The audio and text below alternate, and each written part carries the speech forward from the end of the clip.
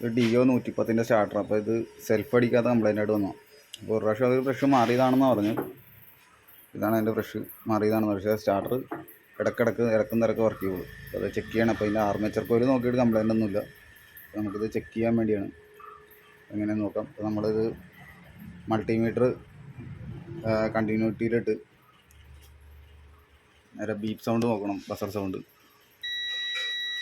നമ്മൾ ഈ ഓരോ ലെഗ് ഈ ലെഗ് മാറ്റി കൊടുത്ത് നോക്കണം.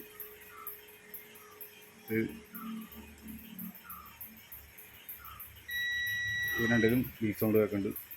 ഇങ്ങനെ മാറി കൊടുക്കും. ഇതിനകത്ത് കേൾക്കുന്നുണ്ട്, ഇത് കേൾക്കുന്നുണ്ട്,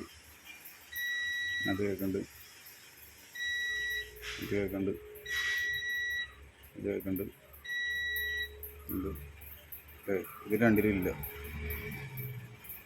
സ്റ്റാർട്ടർ കറങ്ങി ബ്രഷ് ഇതിനകത്ത് വരാൻ നേരത്ത് ഇതിനകത്ത് ഉണ്ടാവില്ല. ഇത് രണ്ടിലും ഇല്ല, ബീപ്പ് സൗണ്ട് ഇല്ല. അതിനനുസരിച്ച് ഈ സാധനം കട്ടായിട്ടുണ്ട്, ഉള്ളിൽ കോയിൽ കട്ടായിട്ടുണ്ട്. അപ്പോൾ അതാണ് ഇത് സെൽഫ് ഇടക്ക് വർക്ക് ചെയ്യില്ല. മോട്ടർ പോയ വിട്ട് ഇടുന്ന് കാണിക്കാൻ വേണ്ടി. Okay, thank you.